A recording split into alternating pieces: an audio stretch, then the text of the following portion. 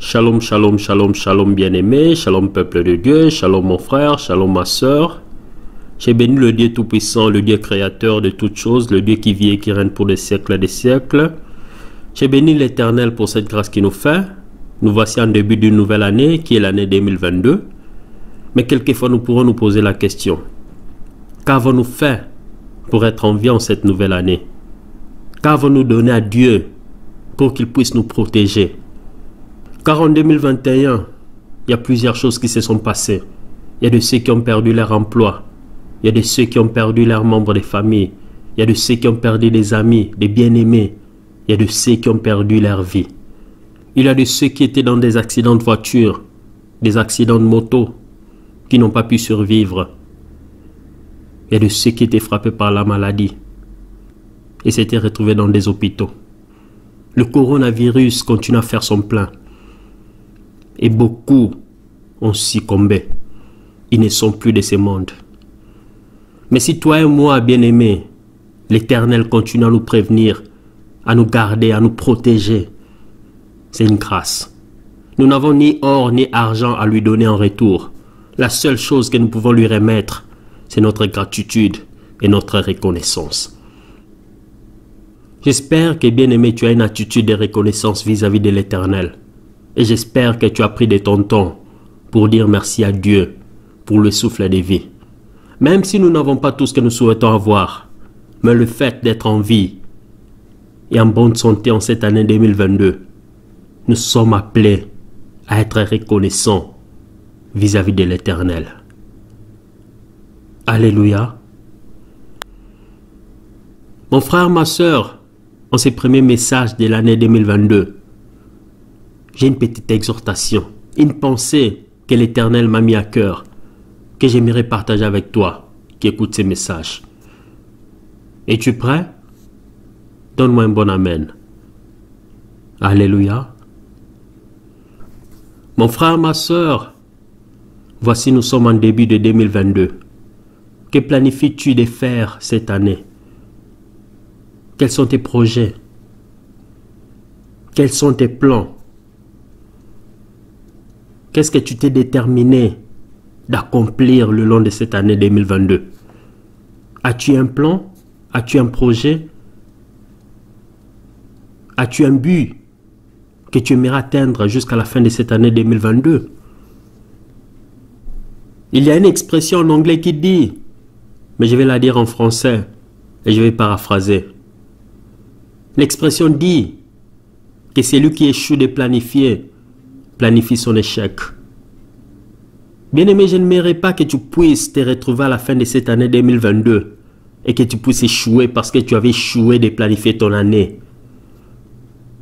Je souhaiterais que tu sois de ceux qui planifient chaque mouvement, chaque action, chaque jour, de chaque semaine, de chaque mois de cette année 2022. Qu'est-ce que tu aimerais voir le long de cette année 2022? Quels sont tes projets? Quels sont tes plans? Qu'aimerais-tu accomplir à la fin de cette année 2022? Si tu as déjà un projet, si tu as déjà un plan, si tu as déjà commencé quelque chose, que gloire soit rendue à Dieu. Et par rapport à cette nouvelle année que nous venons de commencer, nous devons avoir une nouvelle mentalité, une nouvelle attitude. Je ne suis pas ce que les gens pensent que je suis. Je ne suis pas ce que les situations, les circonstances, les difficultés, les problèmes me font croire à ce que je suis. Je ne suis pas ce que je pense que je suis. Je suis ce que la parole de Dieu dit que je suis. Et je vais faire confiance à ce que la parole de Dieu dit de moi. Car c'est elle qui est l'autorité suprême sur ma vie. Et cette année 2022, je marcherai tête haute. Je vais mettre en pratique la parole de Dieu le long de cette année. Et je vais croire tout simplement à ce que Dieu dit que je suis le long de cette année 2022. Alléluia. Mais aujourd'hui, nous ne parlons pas des buts, des projets, des planifications ou des objectifs que nous devons nous établir en début de chaque année. Cela n'était qu'une parenthèse.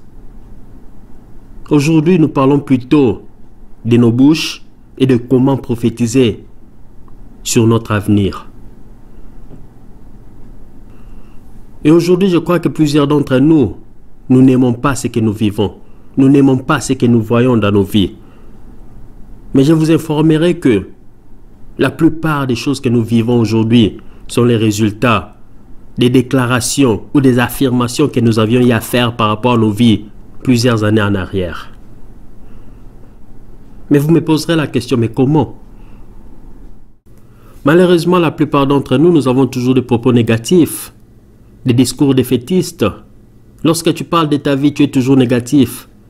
Ah, moi là que tu vois, je suis malheureux. Je ne peux pas réussir. Je suis une erreur. C'est par erreur que je suis sur terre. Je suis stérile. Je suis célibataire. Moi, je ne peux même pas me marier. Je ne peux pas avoir d'enfant. Là, j'ai avancé. Je ne peux pas avoir un bon boulot. Je ne suis pas qualifié, je ne suis pas éduqué, je suis fauché. Je suis chômeur, je suis pauvre. Je suis toujours malade. Je ne peux pas progresser. Je suis toujours en dette. Je ne peux pas évoluer.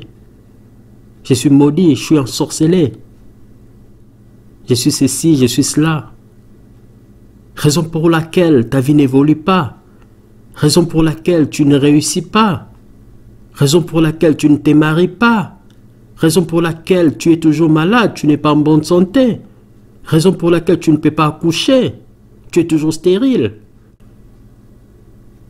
Parce que tu es toujours négatif. Tes propos sont négatifs, tes discours sont pessimistes et défaitistes.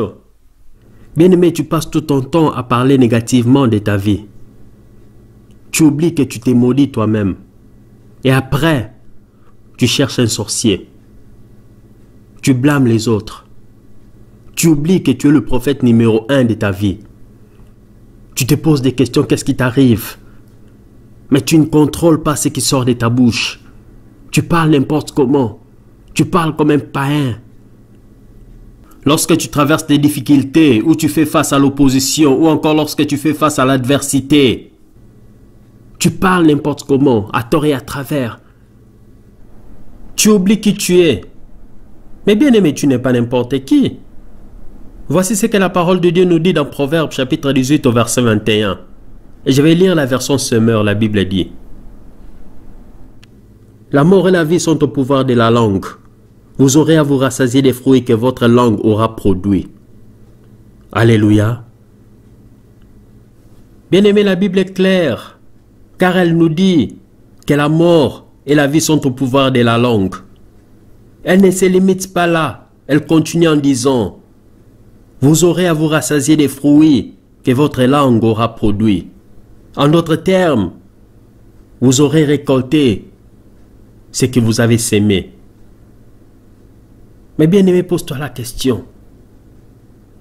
Quels sont les fruits que ta langue produit? Que confesses-tu par rapport à ta vie? Que dis-tu par rapport à toi-même? Que prophétises-tu par rapport à l'année 2022? Que déclares-tu? Que dis-tu par rapport à ta propre vie? Par rapport à cette nouvelle année qui vient de commencer?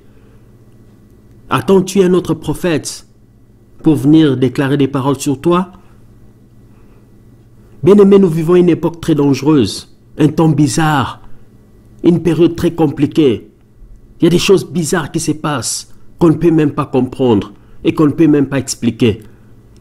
Nous avons des prophètes partout et ils te prophétisent par rapport aux choses que tu as vécues il y a de cela plusieurs années passées. Ils te révèlent des choses qui sont vraies par rapport à ta vie. Ils peuvent te dire que tu as tel frère, telle sœur, tel cousin, telle cousine. En telle année, tu avais fait telle chose. Et dans ta maison, si tu permets que je puisse y entrer, tu as un mur bleu, tu as un mur blanc, tu as un rideau rouge. Tu as telle chose chez toi à la maison, tu as telle voiture. En telle année, tu avais tel problème. Tu as une telle tante qui vient en Europe ou aux États-Unis, qui fait ceci, qui fait cela. Et ces gens te prophétisent avec exactitude. Et dans ces églises-là, ils sont toujours pleins, remplis, parce que les gens ne suivent que des prophéties. Bien-aimés, peut-être que je vais vous choquer, mais toutes ces prophéties, ce sont des conneries, c'est du n'importe quoi. C'est ce qu'on appelle la clairvoyance.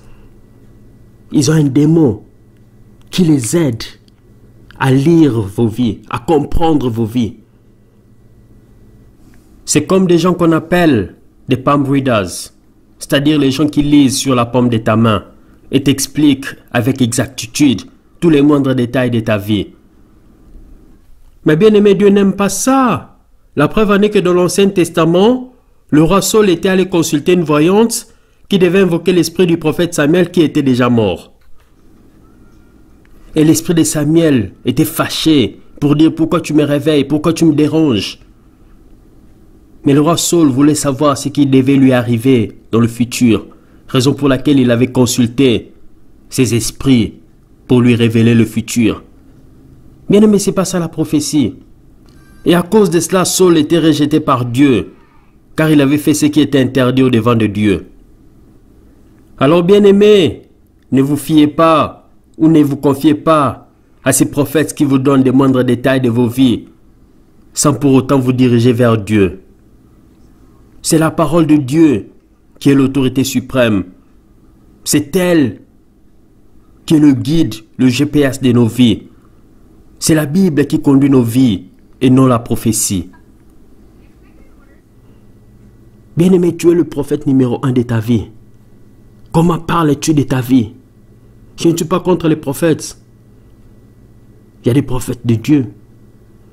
Mais il y a des gens qui te disent des choses que tu es censé faire. Et cela va t'aider à aller de l'avant. Cela va t'aider à avoir du succès et à réussir. Mais des prophètes qui ne viennent que te donner des petits détails de ta vie et n'arrivent pas à te dire comment vivre selon les voies de Dieu, comment faire pour atteindre la mission que Dieu t'avait donnée en venant sur cette terre. Ces prophètes ne servent à rien. Bien-aimé, tu es appelé à te comporter en prophète numéro 1 de ta vie. Car c'est ce que tu es. Tu es le prophète numéro 1 de ta vie. Et tu es appelé à parler positivement de ta vie. En cette année 2022, apprends à parler positivement de ta vie. Peu importe les réalités auxquelles tu fais face. Peu importe les situations, les problèmes, les difficultés, les oppositions qui se tiennent au devant de toi. Mais la vérité est que tu es un enfant de Dieu. Bien-aimé, la Bible nous dit dans Jérémie chapitre 29 au verset 11. « Car moi je connais les projets que j'ai conçus en votre faveur, déclare l'Éternel. Ce sont des projets de paix et non de malheur, afin de vous assurer un avenir plein d'espérance. » Ce n'est pas moi qui l'ai dit, mais c'est l'Éternel, le Dieu des armées célestes. C'est lui qui déclare sur toi qu'il connaît les projets qu'il a conçus en ta faveur. Ce sont des projets de paix et non des projets de malheur. Maintenant, d'où vient le malheur? D'où viennent les mauvaises choses? D'où vient la stagnation? D'où vient la maladie? D'où vient la stérilité? D'où vient le célibat? D'où viennent les dettes? D'où vient le chômage? Bien-aimés, ce sont des choses que nous déclarons par nos bouches.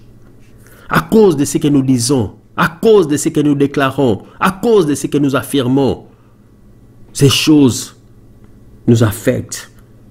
Comme Proverbe a dit, vous aurez à vous rassasier des fruits que votre langue aura produits. Ne rassasie pas ta vie de mauvaises choses en 2022. Mais tu me poseras la question ces jours. Mais que faisons-nous des problèmes, des difficultés, des oppositions, des problèmes auxquels nous faisons face en ces jours? Mais que faisons-nous de toutes ces choses que nous nous sommes apportées à cause de notre façon de déclarer, à cause de notre façon d'affirmer et à cause de notre façon de parler négativement de nos propres vies?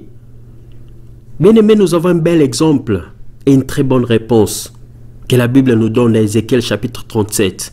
Je ferai la lecture du verset 1 au verset 4, la Bible dit: « La main de l'Éternel se posa sur moi, et l'Éternel me mena par son esprit, et me déposa au milieu d'une vallée pleine d'ossements. Il me fit promener sur eux en tous sens, et j'ai constaté que ces ossements étaient innombrables sur toute l'étendue de la vallée, et qu'ils étaient totalement desséchés. Il me demanda: « Fils d'homme, crois-tu que ces ossements revivront ?» J'ai répondu: « Toi seul, Seigneur éternel, tu le sais. » Puis il me dit: « Prophétise sur ces ossements-là, et dis-leur: ossements desséchés, Écoutez ce que dit l'Éternel. Alléluia. Mon frère, ma soeur, par rapport à la situation à laquelle tu fais face, le chômage, la stérilité, la stagnation, l'envoûtement, la pauvreté, les dettes, la maladie, le célibat, peu importe la forme ou la nature des ossements auxquels tu fais face en ces jours bien-aimés, en ces débuts de cette année 2022, mon frère, ma soeur, lève-toi et prophétise, déclare, confesse, parle sur ces ossements desséchés. Comme l'Éternel avait dit à Ézéchiel, prophétise sur ces ossements desséchés. Tu as le pouvoir, tu as l'autorité, car la vie et la mort sont au pouvoir de la langue. Et toi, en tant qu'enfant de Dieu, en tant que prophète de l'Éternel, lève-toi comme Ézéchiel, prophétise sur tous les ossements desséchés de ta vie. Ces ossements ont des oreilles. Ils vont t'entendre, car tu es un enfant de Dieu. Déclare sur tous les ossements desséchés de ta vie. Je suis la tête et non la queue. Je suis en haut et non en bas. Je suis fécond, je ne suis pas stérile. Je suis riche, je ne suis pas pauvre. Cette année 2022, je vais réussir, je vais exceller. Je suis en haut et non en bas. Cette année, je vais vivre mes rêves. Mes rêves vont devenir des réalités. Je vais prospérer. Je vais voir la gloire de l'Éternel. Je suis guéri, je ne suis pas malade. Je suis en bonne santé. Je suis restauré. Je suis appelé à exceller et à témoigner les bontés et les grâces de l'Éternel.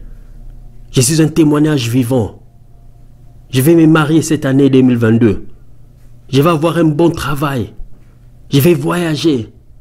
Je vais atteindre de nouvelles dimensions. Parle positivement de ta vie.